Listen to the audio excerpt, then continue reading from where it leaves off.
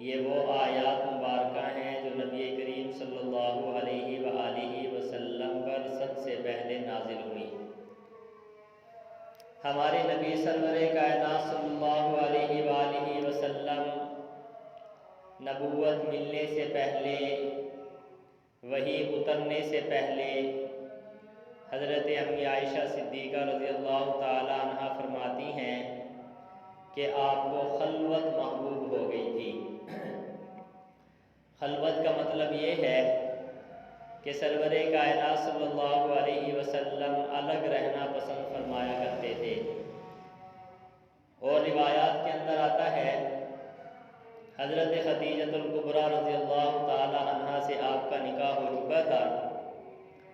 فرماتی ہیں کہ آپ گھر سے کھانے پینے کی چیزیں لے جایا کرتے، اور غار حراء، مکہ المکرمہ کے اندر ایک غار ہے جس کو غار حراء کہا جاتا ہے، وہ مکہ المکرمہ سے 3 میل کے فاصلے پر ہے۔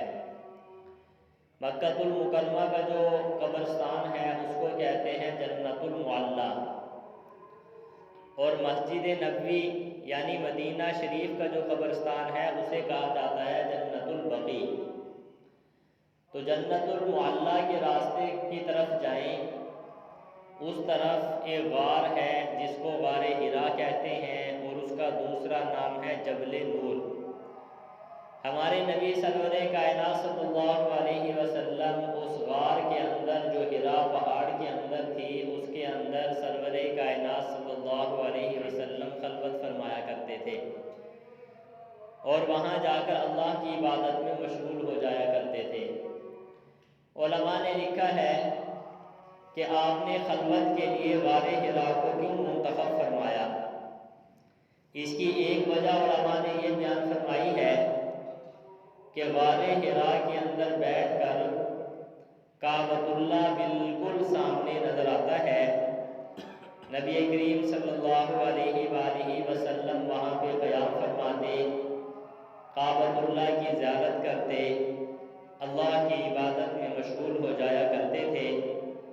جب کھانے پینے کا سامان ختم ہو جاتا تو نبی کریم صلی اللہ علیہ وآلہ وسلم گھر تشریف لاتے، حضرت خدیجہ الکبریٰ رضی اللہ تعالی عنہ کا حال احوال اٹھاتے، پھر سرور کائنات صلی اللہ علیہ وسلم کئی دن غار حراء کے اندر وہاں پہ موجود ہوتے۔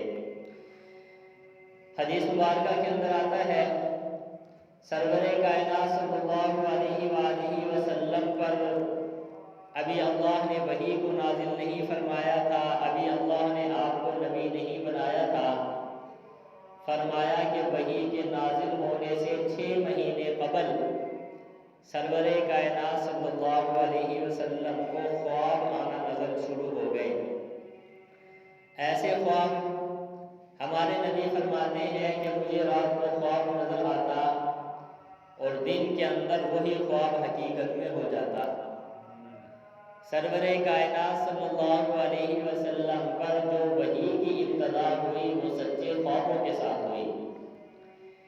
ہمارے نبی سرور کائنات صلی اللہ علیہ وسلم غار حراء میں موجود تھے، اللہ کی عبادت میں مشغول تھے۔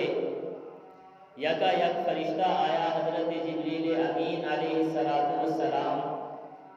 فرشتے نے آ کر نبی کریم صلی اللہ علیہ وآلہ وسلم کو فرمایا اقرأ، پڑھیے۔ نبی کریم صلی اللہ علیہ وسلم نے فرمایا ما انا بقاری، میں پڑھا ہوا نہیں ہوں۔ آپ نے جواب ارشاد فرما دیا کہ میں پڑھا ہوا نہیں ہوں۔ سرور کائنات صلی اللہ علیہ وسلم فرماتے ہیں کہ فرشتے نے مجھے پکڑا اور اچھے طریقے سے دبایا، بھینچا۔ فرمایا حتیٰ کہ مجھ پر مشقت طاری ہو گئی، اتنی زبردست طریقے سے آپ کو بھینچا گیا کہ سرور کائنات صلی اللہ علیہ وآلہ وسلم پر مشقت طاری ہو گئی۔ تو چھوڑنے کے بعد پھر کہا کہ اقرأ، پڑھیے۔ سرور کائنات صلی اللہ علیہ وسلم نے پھر ارشاد فرمایا ما انا بقاری، میں پڑھا ہوا نہیں ہوں۔ فرشتے نے دوبارہ سرور کائنات صلی اللہ علیہ وسلم کو پکڑا اور زور کے ساتھ دبایا اور پھر چھوڑا۔ فرمایا کہ اقرا پڑھیے۔ سرور کائنات صلی اللہ علیہ وسلم نے فرمایا ما انا بقاری، میں پڑھا ہوا نہیں ہوں۔ 3 مرتبہ فرشتے نے نبی کریم صلی اللہ علیہ وسلم کو پکڑا، دبایا اور آپ فرماتے ہیں مجھ پر مشقت طاری ہو گئی۔ پھر فرشتے نے یہ پہلی آیات مبارکہ جو آپ کے سامنے پڑھی ہے، یہ آیات مبارکہ نبی کریم صلی اللہ علیہ وسلم کے سامنے پڑھی اور فرشتے نے کہا اقرأ بسم ربک الذی خلق خلق الانسان من علق اقرأ وربک الاکرم الذی علم بالقلم علم الانسان ما لم یعلم۔ یہ 5 آیات مبارکہ حضرت جبریل امین نے نبی کریم صلی اللہ علیہ وآلہ وسلم کے سامنے تلاوت فرمائی اور آپ نے ان آیات کو پڑھا۔ پورے قرآن مجید کے اندر سب سے پہلی جو آیات مبارکہ ہمارے نبی سرور کائنات صلی اللہ علیہ وسلم پر نازل ہوئی وہ یہی آیات مبارکہ ہے جن کو سورۃ علق کی پہلی 5 آیات مبارکہ کہا جاتا ہے۔ آپ صلی اللہ علیہ وسلم سے فرشتہ چلا گیا، نبی کریم صلی اللہ علیہ وسلم پر گھبراہٹ طاری ہو گئی، آپ گھبرا گئے، پریشان ہو گئے۔ گھر تشریف لائے، حضرت خدیجہ الکبریٰ رضی اللہ تعالیٰ عنہ کو کہا کہ اے خدیجہ زملونی زملونی زملونی، مجھ پر کپڑا اڑا دو، مجھ پر کپڑا اڑا دو، مجھ پر کپڑا اڑا دو۔ آپ کے جسم مبارکہ کے پہ کپ کپی طاری تھی، آپ گھبرائے ہوئے لگ رہے تھے۔ سرور کائنات صلی اللہ علیہ وسلم نے حضرت خدیجہ کو فرمایا کہ زملونی، مجھ پر مکمل اڑا دو۔ روایت کے اندر آتا ہے حضرت خدیجہ الکبریٰ رضی اللہ تعالیٰ عنہ نے سرور کائنات صلی اللہ علیہ وسلم پر کمبل ڈال دیا، چادر ڈال دی۔ جب آپ پر سکون حاصل ہوا، آپ کی کبھی دور ہوئی، آپ کی گھبراہٹ دور ہو گئی، تو حضرت خدیجہ نے پوچھا کہ آپ نے کیا چیز دیکھی؟ سرور کائنات صلی اللہ علیہ وسلم نے سارا کے سارا واقعہ ذکر کیا کہ میں غار حرا میں موجود تھا اور ایک فرشتہ آیا، اس نے مجھے اچھے طریقے سے بھیجا اور مجھ پر یوں محسوس ہوا جیسا کہ مجھ پر مشقت طاری ہو گئی۔ حضرت خدیجہ الکبریٰ رضی اللہ تعالیٰ عنہ نے نبی کریم صلی اللہ علیہ وآلہ وسلم کو تسلی دی۔ حضرت خدیجہ کے الفاظ سنیے، جن الفاظ کے ساتھ انہوں نے آپ کو تسلی دی اور حوصلہ دیا، وہ الفاظ بہت اچھے ہیں اور ہمیں اس پر عمل بھی کرنا چاہیے۔ حضرت خدیجہ کہنے لگی کہ اللہ رب العزت تجھے کبھی بھی رسوا نہیں فرمائیں گے، کبھی بھی اللہ تعالیٰ تجھے رسوا نہیں کریں گے۔ وجہ کیا ہے؟ پہلی وجہ ارشاد فرمائی کہ آپ تو صلہ رحمی کرنے والے ہیں۔ ہماری شریعت کے اندر قطع تعلقی گناہ کبیرہ ہے اور صلہ رحمی جو ہے یہ اللہ کے ہاں بہت بڑی چیز ہے اور برکت والی بھی چیز ہے۔ سرور کائنات صلی اللہ علیہ وسلم نے فرمایا کہ جو آپس کے اختلافات ہیں قطع تعلقی ہے، یہ موڑ دینے والی چیز ہے۔ موڑ دینے کا مطلب جیسا کہ اس طرح ہر چیز کو صاف کر دیتا ہے۔ جب آپس میں کسی انسان کے ساتھ اختلاف ہو جائے، قطع تعلقی ہو جائے، تو فرمایا کہ جتنی انسان کی نیکیاں ہیں وہ ساری کی ساری صاف ہو جاتی ہیں۔ قطع تعلقی اور اختلاف نیکیوں کو صاف کر دینے والی چیز ہے، کیونکہ جب کسی سے اختلاف ہوتا ہے، قطع تعلقی ہوتی ہے، تو اس کی اچھی چیزیں انسان کو نظر نہیں آتی۔ آدمی ہر وقت اس کی برائیوں کی تلاش میں لگا رہتا ہے، ہر وقت اس کو نیچا کرنے کی کوشش میں لگا رہتا ہے، ہر وقت اس کو نقصان پہنچانے کی کوشش میں لگا رہتا ہے۔ ہمارے نبی سرور کائنات صلی اللہ علیہ وسلم نے صلہ رحمی کا حکم ارشاد فرمایا اور قطع تعلقی سے بچنے کا حکم ارشاد فرمایا۔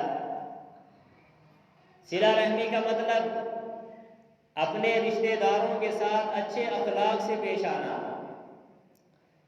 اگر کوئی انسان کسی کے ساتھ توڑے تو اس کو جوڑنے کی کوشش کرنا، اسے صلہ رحمی کہا جاتا ہے۔ نبی کریم صلی اللہ علیہ وسلم نے فرمایا کہ صلہ رحمی کرنے والے کے مال میں بھی برکت ہوتی ہے اور اس کی عمر میں بھی برکت ہو جاتی ہے، اس کی رزق میں بھی برکت ہو جاتی ہے۔ سرور کائنات صلی اللہ علیہ وسلم کو جو حضرت خدیجہ نے تسلی دی، ان تسلی والے الفاظ میں سے ایک جملہ یہ بھی تھا کہ اللہ آپ کو رضوانی فرمائیں گے کیونکہ آپ صلہ رحمی کرنے والے ہیں۔ یہ شریعت کا بڑا حکم ہے، ہمیں اس پر عمل کرنا چاہیے۔ دوسرے نمبر پہ فرمایا کہ آپ سچ بولنے والے ہیں۔ سرور کائنات صلی اللہ علیہ وسلم کے دو لقب، ابھی اللہ نے آپ کو نبوت عطا نہیں فرمائی، بچپن کا زمانہ گزرا، جوانی کا زمانہ گزرا، پھر اللہ نے آپ کو نبوت عطا فرمائی۔ سرور کائنات صلی اللہ علیہ وسلم نے زندگی بھر کبھی بھی جھوٹ نہیں بولا اور کبھی بھی امانت میں خیانت نہیں فرمائی۔ یہ دو لقب آپ صلی اللہ علیہ وسلم کے ساتھ خاص تھے، صادق اور امین۔ حتیٰ کہ اعلان نبوت کے بعد پورا کے پورا عرب کفر آپ کے مخالف ہو گیا، لیکن پھر بھی سرور کائنات صلی اللہ علیہ وسلم کا جو لقب لوگوں کی زبان پہ رہا وہ صادق اور امین۔ آپ نے ہمیشہ سچ بولا ہے، آپ نے ہمیشہ امانتوں کا خیال کیا ہے، امانت کے اندر کبھی بھی خیانت نہیں فرمائی۔ حضرت خدیجہ نے جو دوسرے الفاظ کے ساتھ سرور کائنات صلی اللہ علیہ وسلم کو حوصلہ دیا وہ یہ تھا کہ اللہ آپ کو رسوا نہیں فرمائیں گے کیونکہ آپ سچ بولنے والے ہیں۔ اللہ تعالیٰ کے پیارے نبی سرور کائنات صلی اللہ علیہ وسلم نے فرمایا الصدق ینجی، سچ جو ہے یہ انسان کو نجات دلانے والی چیز ہے، اور فرمایا کہ کذب جو ہے یہلک، انسان کو ہلاک کرنے والی چیز وہ جھوٹ ہے۔ اور ایک روایت کے اندر سرور کائنات صلی اللہ علیہ وسلم نے فرمایا کہ جب آدمی جھوٹ بولتا ہے تو اس کے منہ کے اندر بدبو پیدا ہو جاتی ہے، جھوٹ کی وجہ سے آدمی کا منہ بدبودار ہو جاتا ہے۔ اور فرمایا کہ اس کی اتنی نحوست ہے جھوٹ کی، اس بدبو کی اتنی نحوست، فرمایا اللہ کی رحمت کا فرشتہ 1 میل اس انسان سے دور چلا جاتا ہے۔ ہمیں اندازہ لگانا چاہیے کہ ہم روزانہ کتنی بنا پہ جھوٹ بولتے ہیں جس کی وجہ سے ہمارے منہوں کے اندر بدبو پیدا ہو رہی ہے۔ یہی وجہ ہے کہ اللہ کے ذکر میں دل نہیں لگتا، اللہ کا ذکر کے ساتھ زبان ہماری جاری نہیں ہوتی۔ سرور کائنات صلی اللہ علیہ وسلم کو جو تسلی دی حضرت خدیجہ نے وہ دوسرا کلمہ تھا کہ آپ سچ بولنے والے ہیں، اللہ آپ کو رضوانی فرمائیں گے۔ تیسری بات حضرت خدیجہ نے فرمائی کہ آپ کمزوروں کا بوجھ اٹھانے والے ہیں۔ سرور کائنات صلی اللہ علیہ وآلہ وسلم کی صفات عالیہ میں سے ایک بڑی صفت یہ بھی تھی کہ آپ کمزوروں کا بوجھ اٹھاتے، کمزوروں کو سہارا دیتے۔ کسی کا کوئی کام کاج نہ ہوتا تو سرور کائنات صلی اللہ علیہ وسلم اس کے لیے اسباب مہیا فرماتے، اس کو راہ راست پر لگاتے۔ یہ سرور کائنات صلی اللہ علیہ وسلم کا معمول مبارکہ تھا نبوت ملنے سے پہلے بھی۔ حضرت خدیجہ نے فرمایا اللہ آپ کو رضوانی کریں گے کیونکہ آپ کمزوروں کا بوجھ اٹھانے والے ہیں، اور فرمایا کہ آپ مہمان نوازی کرنے والے ہیں۔ ان کلمات کے ساتھ بھی سرور کائنات صلی اللہ علیہ وسلم کو تسلی دی حضرت خدیجہ نے۔ مہمانوں کا اکرام، مہمانوں کی عزت، مہمانوں کا خیال کرنا یہ مذہب اسلام کا ایک بہت بڑا حکم ہے۔ سرور کائنات صلی اللہ علیہ وسلم نے فرمایا جو اللہ اور اس کے رسول پر ایمان لے کر آتا ہے اسے چاہیے وہ اپنے مہمان کا اکرام کرے، اس کی عزت کرے، اس کو صحیح طریقے سے اس کے ساتھ پیش آئے۔ یہ شریعت کا بہت بڑا حکم ہے۔ ہمارے نبی سرور کائنات صلی اللہ علیہ وسلم کو نے حضرت خدیجہ نے جب آپ کو تسلی دی، تسلی دینے کے بعد سرور کائنات صلی اللہ علیہ وسلم کو حضرت خدیجہ ورقہ بن نوفل کے پاس لے کر گئی۔ ورقہ بن نوفل پہلے کفر میں تھا، بعد میں عیسائیت مذہب کو قبول کر لیا۔ عربی زبان بھی جاننے والا تھا، عبرانی زبان بھی جاننے والا تھا، اور پچھلی کتابوں کا عالم تھا۔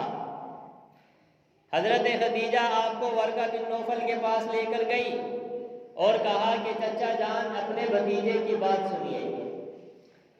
سرور کائنات صلی اللہ علیہ وسلم سے ورقہ نے پوچھا کہ ہاں تو نے کیا معاملہ دیکھا ہے، کیا چیز دیکھی ہے؟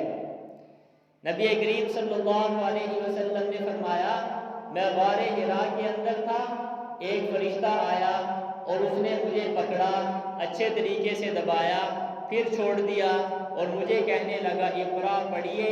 میں نے کہا میں پڑھا ہوا نہیں ہوں۔ دوسری مرتبہ بھی دبا کے چھوڑ دیا، تیسری مرتبہ بھی دبا کے چھوڑ دیا، پھر یہ آیات مجھے بتائی اقرا بسم ربک الذی خلق خلق الانسان من علق اقرا وربک الاکرم الذی علم بالقلم علم الانسان ما لم یعلم۔ سرور کائنات صلی اللہ علیہ وسلم نے جب واقعہ ورقہ بن نوفل کو بتایا تو وہ کہنے لگا کہ یہی وہ ناموس ہے، وہی یہ فرشتہ ہے جو حضرت موسیٰ علیہ السلام پر اللہ کا حکم لے کر نازل ہوتا تھا۔ آج وہی فرشتہ جو جبرائیل ہے یہ اللہ کا حکم لے کر تجھ پہ نازل ہوا ہے۔ ساتھ ساتھ ورقہ نے یہ بات بھی کہی کہ کاش میں اس وقت زندہ ہوتا جب تیری قوم تجھ کو تیرے شہر سے نکال دے گی، مکہ سے نکال دے گی۔ نبی کریم صلی اللہ علیہ وسلم کہنے لگے کیا میری قوم مجھے مکہ سے نکالے گی؟ ورقہ کہنے لگا ہاں، آپ کی جس نے بھی کوئی دین حق کی بات کی ہے، صحیح دین کی بات کی ہے، تو لوگوں نے اس کو اس کے شہر سے نکال دیا۔ اور یہ بھی بات کہی کہ کاش میں اس وقت اگر زندہ ہوتا تو میں تیری ضرور مدد کرتا۔ سرور کائنات صلی اللہ علیہ وآلہ وسلم پر سب سے پہلی آیات مبارکہ یہی نازل ہوئی اقرأ بسم ربک الذی خلق۔ فرمایا کہ سرور کائنات صلی اللہ علیہ وسلم پر ان آیات کے بعد 3 سال تک وحی کا سلسلہ بند رہا۔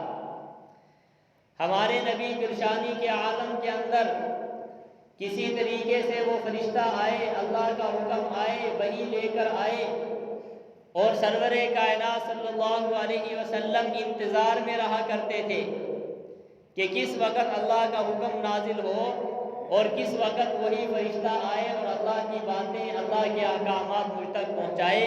3 سال کے بعد پھر دوبارہ وحی کا سلسلہ شروع فرما دیا اللہ رب العزت نے۔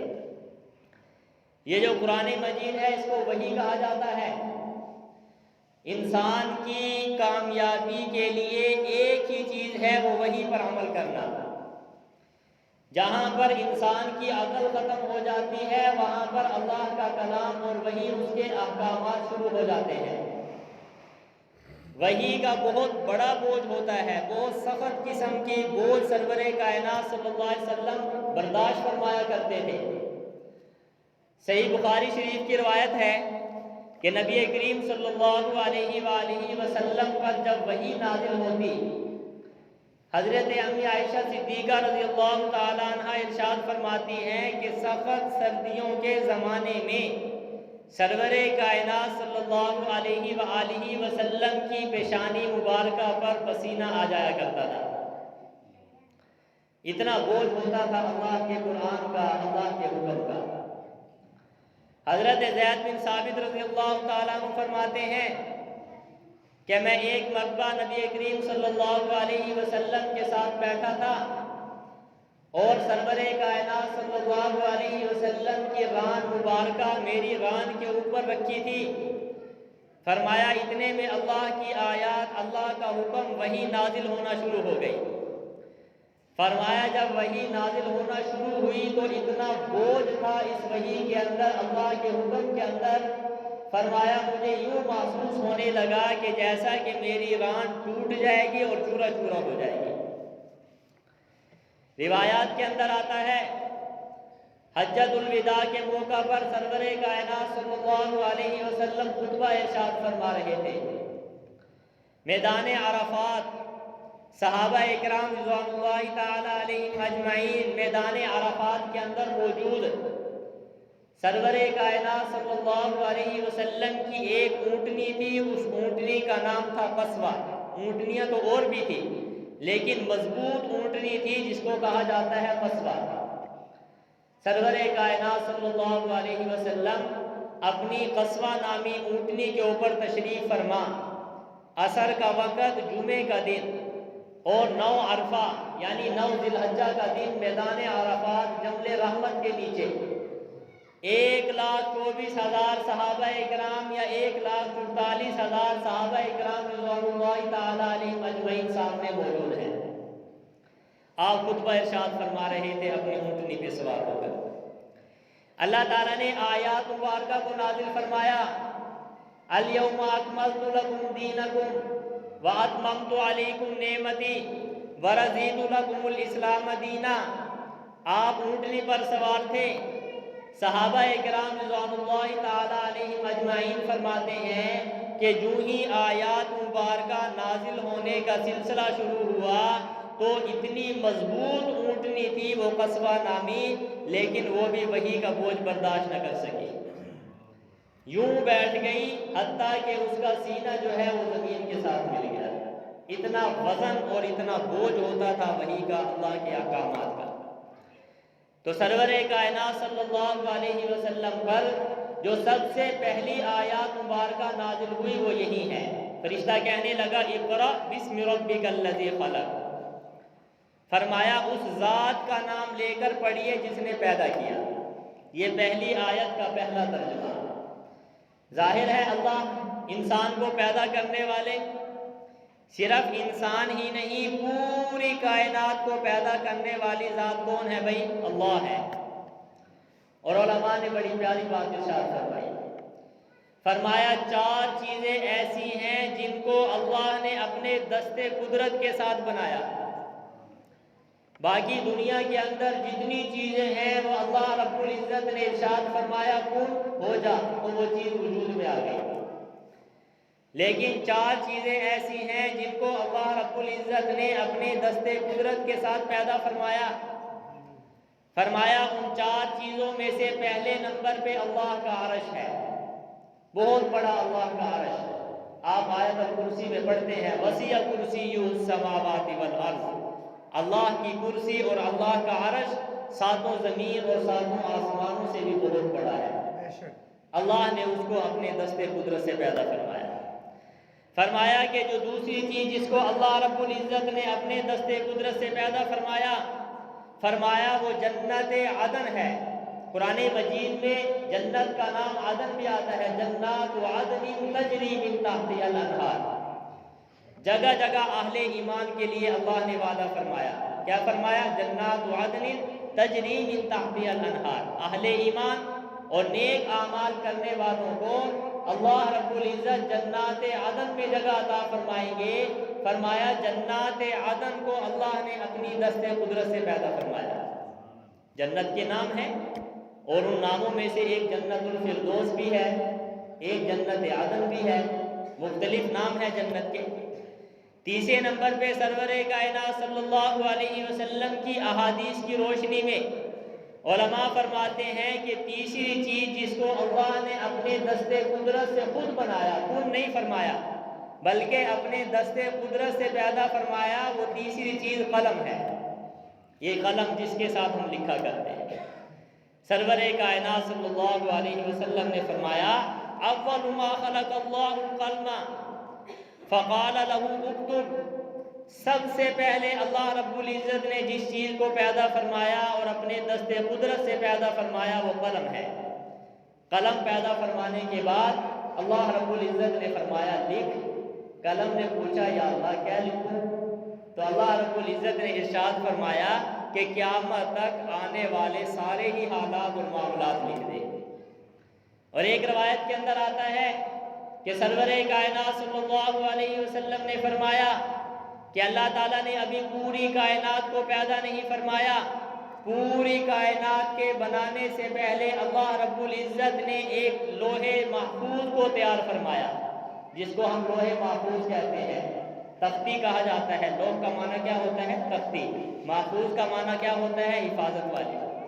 فرمایا لوح محفوظ کو پیدا فرمانے کے بعد اسی قلم کو کہا کہ لوح محفوظ کے اندر لکھ، اور وہ جملہ کیا لکھا اس قلم نے؟ ان رحمتی سبقت غضبی۔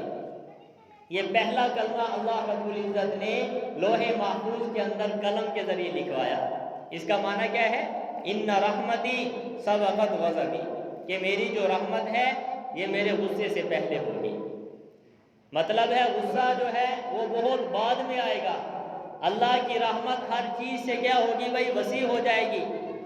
آپ دیکھیں، سمجھیں اس بات کو کہ ہر انسان آج گناہ میں مبتلا ہے، ظلم کا دور دارا ہے، مشکل کے اندر ہر آدمی ہے، ہر اللہ کے حکم کو تروڑ مروڑ کے پیش کرنے کی کوشش کی جاتی ہے، عمل نہیں کیا جاتا، ہر اعتبار سے گناہ ہی گناہ اس دنیا کے اندر بھرے ہوئے ہیں۔ لیکن عذاب کبھی فوراً آیا؟ ایسا ہوا ہی نہیں ہے۔ ایک آدمی گناہ کرتا ہے، فوراً اللہ کا عذاب نہیں آتا۔ ایک آدمی ظلم میں مبتلا ہے، لیکن کبھی بھی فوراً عذاب نہیں آیا۔ ایک آدمی بدکاری میں مبتلا ہے، اس کو بھی اللہ چھوٹ دے دیتے ہیں۔ ایک آدمی چور اور جھوٹ بولنے کے اندر مبتلا ہے، اللہ تعالیٰ اس کو بھی چھوٹ دیتے ہیں۔ وجہ کیا ہے؟ فرمایا سرور کائنات صلی اللہ علیہ وسلم نے سب سے پہلے لوح محفوظ کے اندر جس بات کو اللہ نے قلم کے ذریعے لکھوایا، وہ بات یہ تھی، ان رحمتی سبقت غضبی۔ دنیا میں جتنے لوگ رہنے والے ہیں، اللہ کی مخلوق رہنے والی ہے، اس ساری مخلوق کے ساتھ جو اللہ کا معاملہ ہوگا وہ ایسے ہوگا کہ اللہ کی رحمت پہلے ہوگی اور اللہ کا غصہ بعد میں ہوگا۔ جب آدمی بار بار گناہ کرتا ہے پھر اللہ کی پکڑ آتی ہے۔ ایسے ہو ہی نہیں سکتا کہ یکدم انسان گناہ کرے اور فوراً پکڑ آ جائے، ایسا ہو ہی نہیں سکتا۔ ایک صحابی کہتے ہیں کہ کم سے کم اللہ رب العزت 3 مرتبہ انسان کو مہلت دیتا ہے۔ ایک مرتبہ گناہ کیا تو کوئی کچھ بھی نہ ہوا، دوسری مرتبہ گناہ ہوا، دل میں کھٹکا پیدا ہوا، تیسری مرتبہ گناہ ہوا، کچھ نہ کچھ آثار اللہ تعالیٰ دکھا دیتے ہیں کہ اب یہ بات ظاہر ہونے والی ہے۔ لیکن جب بار بار کرتا رہتا ہے پھر اللہ رب العزت اس کو سخت طریقے سے پکڑتے ہیں۔ ان بطش ربک لشدید، میرے رب کی پکڑ کیا ہے بھائی؟ بڑی سخت ہے، کہ چھوٹنے کی جگہ نہیں ملتی۔ بہرحال فرمایا کہ سب سے پہلی چیز لوح محفوظ کے اندر قلم کے ذریعے لکھی۔ تو 4 چیزیں اللہ نے اپنے دستے قدرت کے ساتھ پیدا فرمائی، باقی چیزوں کو اللہ نے لفظ کن کے ساتھ پیدا فرمایا۔ 4 چیزوں میں سے ایک ہے قلم، دوسرے نمبر پہ اللہ کا عرش، تیسرے نمبر پہ جنات عدن، اور فرمایا چوتھے نمبر پہ اللہ رب العزت نے اپنے دستے قدرت سے جو چوتھی چیز پیدا فرمائی، فرمایا وہ حضرت آدم علیہ السلام ہے۔ اللہ نے حضرت آدم کو اپنے ہاتھ سے دستے قدرت سے پیدا فرمایا۔ اور حدیث مبارکہ کے اندر ایک بات آتی ہے کہ جب حضرت آدم علیہ السلام کو اللہ نے پیدا فرمایا اور فرشتوں کو حکم دیا کہ آدم کو سجدہ کرو، قرآن مجید میں آتا ہے فسجد الملائکہ، سارے کے سارے فرشتوں نے سجدہ کیا الا ابلیس، شیطان نے سجدہ نہ کیا۔ اللہ نے شیطان سے پوچھا کہ تو نے آدم کو سجدہ کیوں نہیں کیا جس کو میں نے اپنے ہاتھ سے بنایا؟ وہاں پر بھی اللہ رب العزت نے اپنے دست مبارکہ کا ذکر فرمایا۔ بہرحال پہلی آیت مبارکہ کا ترجمہ جو سرور کائنات صلی اللہ علیہ وسلم پہ نازل ہوئی وہ یہ ہے، فرشتہ آ کر کہنے لگا غار حرا کے اندر، اقرأ بسم ربک الذی خلق، اس ذات کا نام لے کر پڑھیے جس نے تجھے پیدا کیا۔ اللہ ہی نے ساری چیزوں کو پیدا فرمایا، اور اس اللہ ہی کے ذات کے، اللہ ہی کے نام کی برکت سے آج پوری دنیا قائم ہے۔ سرور کائنات صلی اللہ علیہ وسلم نے فرمایا قیامت جو ہے اس وقت تک نہیں آئے گی جب تک زمین پر کوئی ایک فرد بھی اللہ کا نام لینے والا موجود ہوا، قیامت نہیں آئے گی۔ معلوم ہوا کہ قیامت آنی ہے وہ مسلمانوں پہ نہیں آئے گی، قیامت کی جو ہولناکیاں ہیں، قیامت کی پریشانیاں ہیں، قیامت کے سخت حالات جو ہیں وہ کس پر پیش آئیں گے؟ کفار پر پیش آئیں گے۔ آگے فرمایا کہ خلق الانسان من علق، فرمایا پیدا کیا انسان کو خون کے جمے ہوئے لوتھڑے سے۔ مختلف حالات انسان کے ماں کے پیٹ میں گزرتے ہیں۔ 40 دن تک وہ نطفہ رہتا ہے، 40 دن کے بعد وہ خون بن جاتا ہے، پھر 40 دن گزرتے ہیں تو گوشت کا لوتھڑا بن جاتا ہے، پھر 40 دن گزرتے ہیں تو پھر اس کے اندر ہڈیاں لگ جاتی ہیں، پھر 40 دن گزرتے ہیں تو اللہ رب العزت اس کے اندر روح کو پیدا فرما دیتے ہیں۔ تو فرمایا جس نے انسان کو کس سے پیدا کیا؟ خون کے لوتھڑے سے۔ آگے فرمایا اقرأ وربک الاکرم، پڑھیے تیرا رب بڑا باعزت ہے، الذی علم بالقلم، جس نے تعلیم دی ہے قلم کے ساتھ۔ یہ قلم بہترین ذریعہ ہے تعلیم سیکھنے کا اور سکھانے کا۔ فرمایا کہ سب سے پہلے اللہ نے قلم پیدا فرمایا، پھر قلم کی 3 قسمیں ہیں۔ ایک وہ قلم جس کو اللہ نے اپنے دست قدرت سے پیدا فرمایا اور اس کے ذریعے لوگوں کی تقدیر لکھ دی جاتی ہے، کس کے اندر؟ بھائی لوح محفوظ کے اندر۔ دوسرا قلم وہ ہے جو فرشتوں کے ہاتھ کے اندر ہے، جو لوگوں کے نیک اعمال اور برے اعمال لکھتے ہیں، یہ دوسرا قلم ہے۔ سرور کائنات صلی اللہ علیہ وسلم نے فرمایا میں معراج والی رات گیا، میں نے جنت کو دیکھا، جہنم کو دیکھا، پھر اس سے اوپر میں گیا اور فرمایا میں ایسی جگہ پر گیا جہاں پر کلموں کے لکھنے کی کھسکھساہٹ کی آواز آ رہی تھی۔ میں نے پوچھا جبریل یہ کھسکھساہٹ، یہ لکھنے کی آواز جو آ رہی ہے یہ کیسی ہے؟ حضرت جبریل امین نے فرمایا یہ قلم فرشتوں کے ہاتھ میں ہے اور فرشتے لوگوں کے نیک اعمال بھی لکھتے ہیں اور برے اعمال بھی لکھتے ہیں۔ فرمایا تیسرا قلم وہ ہے جو جس کے ذریعے میں اور آپ لکھتے ہیں۔ یہ پہلی آیات مبارکہ جب آپ پر نازل ہوئی، اس کے بعد پھر کس چیز کا حکم دیا گیا؟ روایات کے اندر آتا ہے یہ 5 آیات مبارکہ حضرت جبریل امین نے آپ کو سنائی، اس کے بعد حضرت جبریل امین نے ایڑی لگائی اور غار حرا کے اندر سے پانی کا چشمہ جاری ہوا۔ حضرت جبریل امین نے سب سے پہلے وضو فرمایا اور سب سے پہلے نبی کریم صلی اللہ علیہ وسلم کو وضو کرنے کا طریقہ سکھایا۔ یعنی وحی کے بعد جو سب سے پہلا کام ہوا وہ وضو ہے۔ وضو کا کس طریقے سے کرنا ہے؟ پھر وضو کرنے کے بعد سرور کائنات صلی اللہ علیہ وسلم اور آپ حضرت جبریل نے آپ کے ساتھ فرمایا 2 رکعت نماز نوافل کو بھی ادا کی۔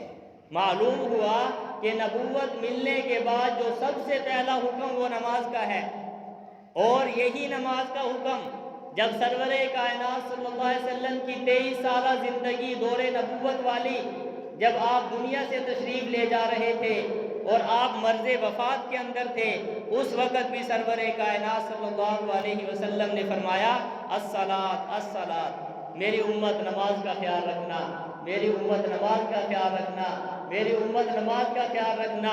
وحی کے بعد سب سے پہلا طریقہ بھی نماز کا، اور دنیا سے تشریف لے جاتے وقت سب سے آخری حکم بھی کس کا؟ بھائی نماز کا۔ ہمیں اس حکم پر بڑی چوکس طریقے سے عمل کرنا چاہیے، اس غفلت کو چھوڑنا چاہیے، سرور کائنات صلی اللہ علیہ وسلم کی سیرت طیبہ پر عمل کرنا چاہیے۔ دعا ہے کہ اللہ رب العزت